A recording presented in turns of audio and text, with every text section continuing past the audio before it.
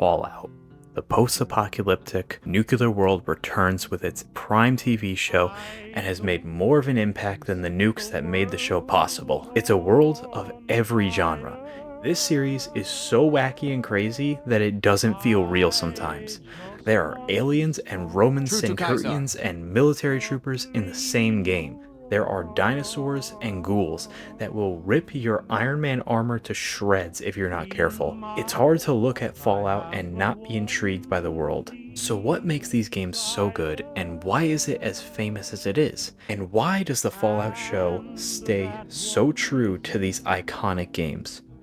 Well, let's eradicate some communists on American soil, put zero intelligence into our character, and get straight into this. Over the past 27 years, the games of Fallout have been an iconic series full of famous quotes and amazing world building. The gameplay of Fallout was not always great until 3 came out and changed the series for the better. However, the thing that Fallout has always been known for is writing. The writing in these games are awesome, and it is at its best in New Vegas, 3, and 4. And the show not only understands that the writing and dialogue is one of the main aspects of these games that people fell in love with, but it also has good dialogue and writing of its own. In fact, the dialogue of this show is one of my favorite parts of it. I could literally just watch a show about the characters traveling to the wasteland and talking to random strangers in their goofy and dumb situations for the whole series, and it probably would be just as entertaining as it is in its normal storyline. It also has a lot of moments of either really childish or really dark humor. Like, one of the characters finds a guy who likes really garbage music and he won't admit that the music is ass, but he needs to wait with him until the Brotherhood of Steel arrives to pick him up, and you just see a bunch of people killed by booby traps, and he explains he set them up because people just don't understand good music. So all of these people died because they just couldn't stand to listen to his crappy music and tried to turn it off. It's messed up, but it's pretty much jokes like this that remind me of the actual Fallout games and the stupid situations you can get into there. I also like how the dialogue with the main characters feels like they put like 2 points into their charisma stats. You wanna have sex? I feel like that was intentional for longtime fans to notice, but it also works in the context of the show because it just comes across as if they're both pretty socially awkward, because one was raised as a child soldier and the other was raised in a giant basement all her life. The 2 main characters also still just find random encounters in the world, exactly like the games, and then just leave like nothing happened.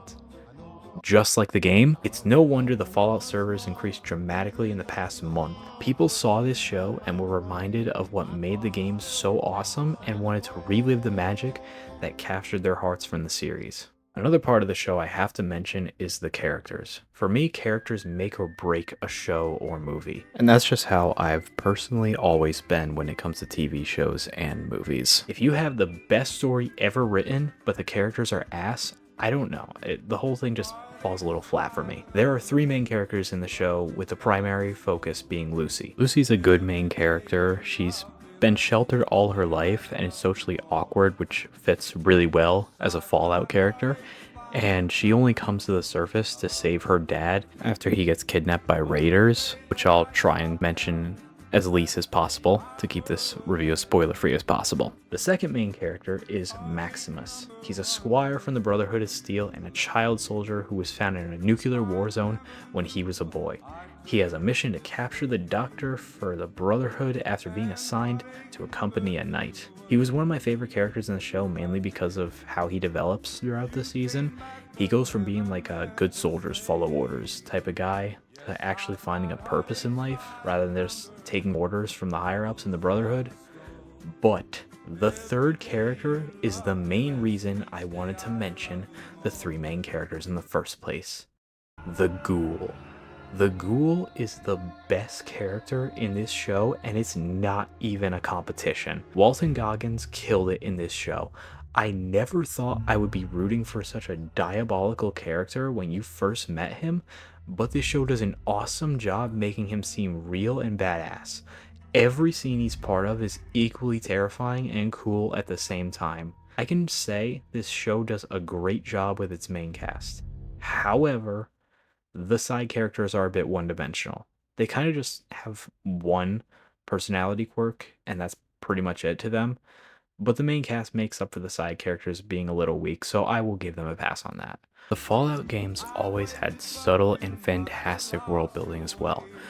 So, does the show do the same? Yeah.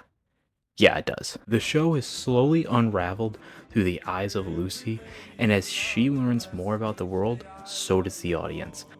That's not much of a difference from most first person shows, but this show does it really well. Just trust me. There's not much exposition about the history of the world unless it's coming from a person in context to what's currently happening, which is perfectly fine because that's how exposition should be done. It never feels out of place or cliche. There's never a point where she goes up to a random NPC and asks, "Excuse me, I'm looking for my father." And then the person goes, "Ah, yes, you must be the daughter of the former president of Vault-Tec.